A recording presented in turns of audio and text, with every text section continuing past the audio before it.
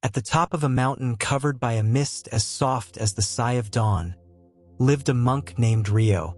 His cabin was small, made of old wood and surrounded by pine trees that creaked lightly with the wind.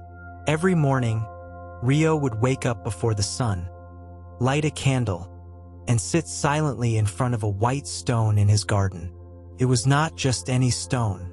According to the elders of the valley, that rock had been there since before the paths existed.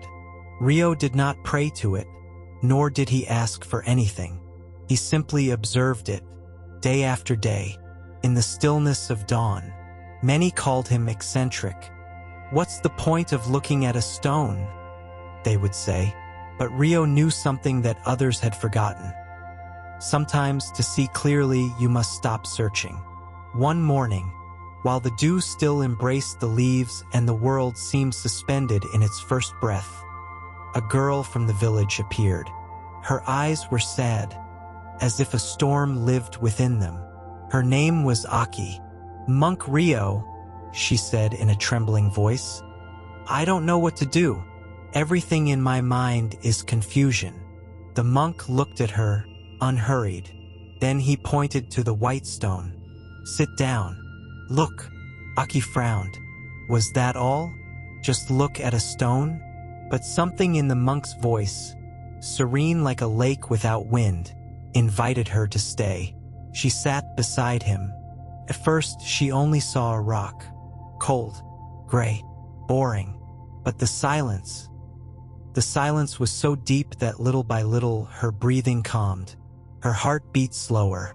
The confusion didn't go away, but it no longer hurt as much. The wind moved a branch.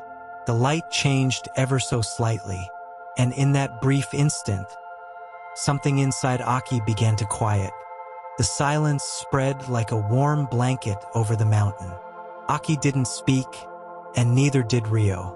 Only the distant murmur of a stream and the soft song of a bird greeting the day accompanied them. Time passed, though she didn't know how much. Minutes, perhaps hours. In that wordless space, the girl began to notice details she had previously overlooked.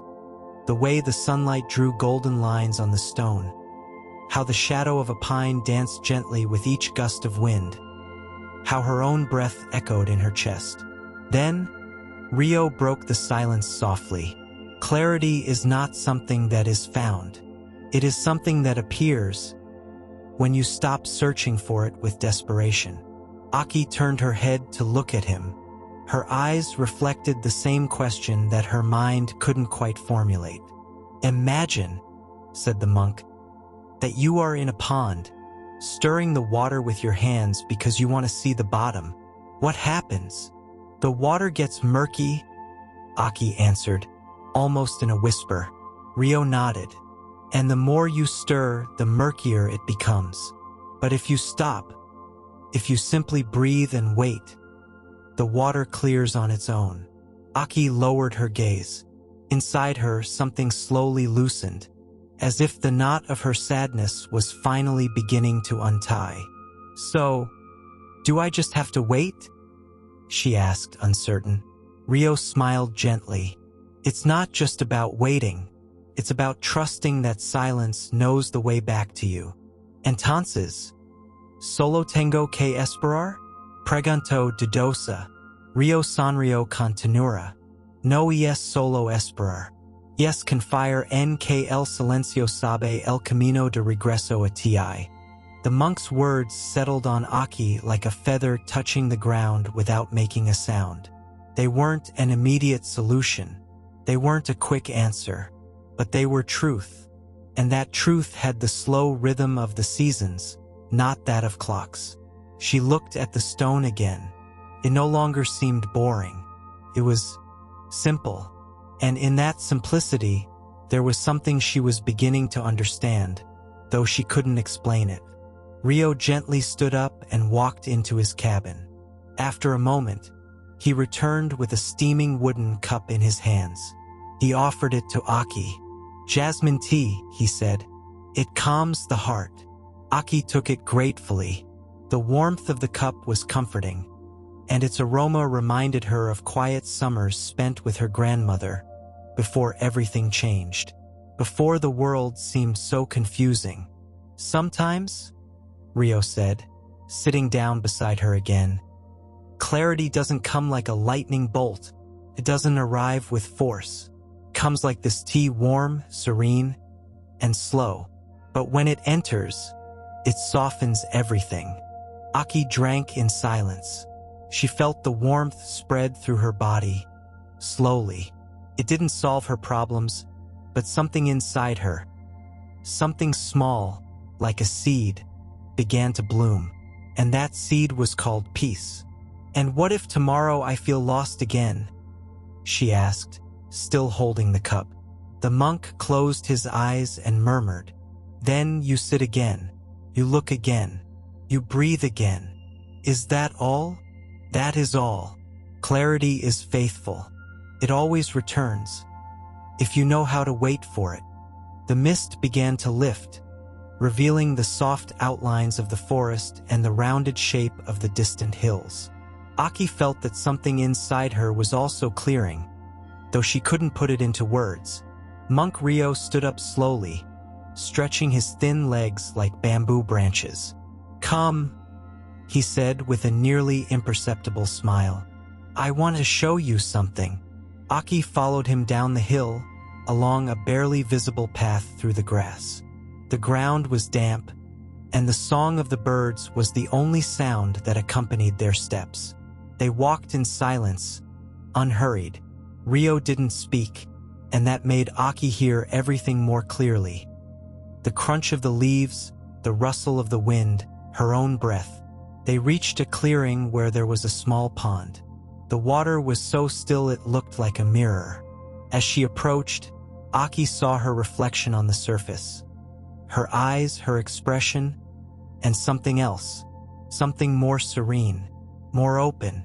Rio sat by the water and motioned for her to do the same.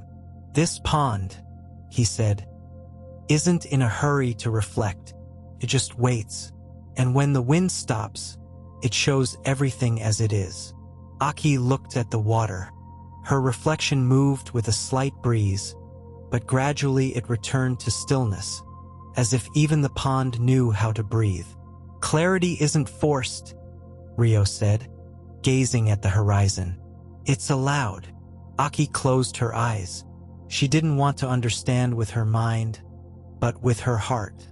And there, in the middle of nowhere, she began to feel that everything was okay.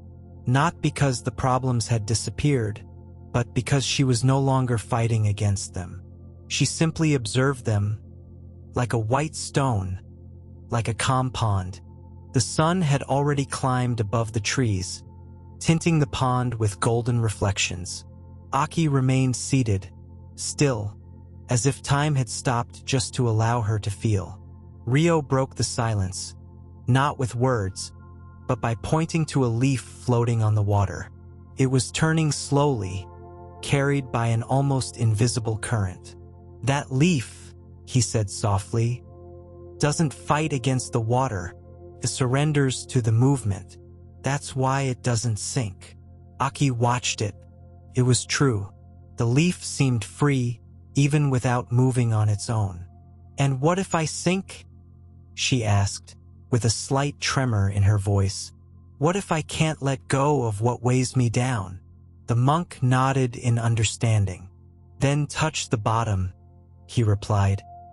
"And from there, without struggle, let life lift you."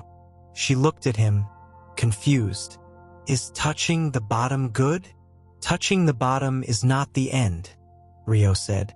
"It's the deepest silence, where there's nothing left to hold on to. And from there, true clarity begins." Aki lowered her gaze. She thought of her fears, the decisions she couldn't make, the words left unsaid. All of it was there inside her, fluttering like shadows. But for the first time, she didn't try to push them away. She simply let them be, like leaves floating on her inner pond. "Maybe clarity isn't understanding," she whispered, almost to herself. Maybe it's stopping the need to understand everything. Rio smiled. Now you're seeing. The day passed slowly, as if time in that mountain had a different rhythm, more leisurely, more wise. Aki and Rio stayed by the pond for a long while, not saying another word. They simply breathed. Then, the monk stood up and began walking back to the cabin. Aki followed him. She didn't feel urgency, no anxiety, just a calm that surrounded her like a warm breeze. Each step was like a caress to the earth. "Monk Rio," she said suddenly, breaking the silence without breaking the peace. "When did you know you had found your clarity?" Rio stopped. He closed his eyes for a moment. "The day I stopped searching for it with my mind and started listening to it with my heart. And what if it slips away from me?" "Clarity doesn't slip away, Aki. It only hides when there's too much noise. But it doesn't leave. It's always there, like the sky behind the clouds." Aki nodded slowly. She understood, though not entirely. But she no longer felt the urgency to understand. She knew that, just like the pond, her inner self would calm if she learned not to stir it so much. When they reached the cabin, Rio offered her a hand-woven blanket. She accepted it, sat down again in front of the white stone, and settled under the soft warmth of the wool. The sun descended slowly, and the sky began to tint with lavender and gold hues. Everything seemed in its place, as if the entire universe had exhaled. "Thank you, Rio," Aki murmured. The monk didn't answer.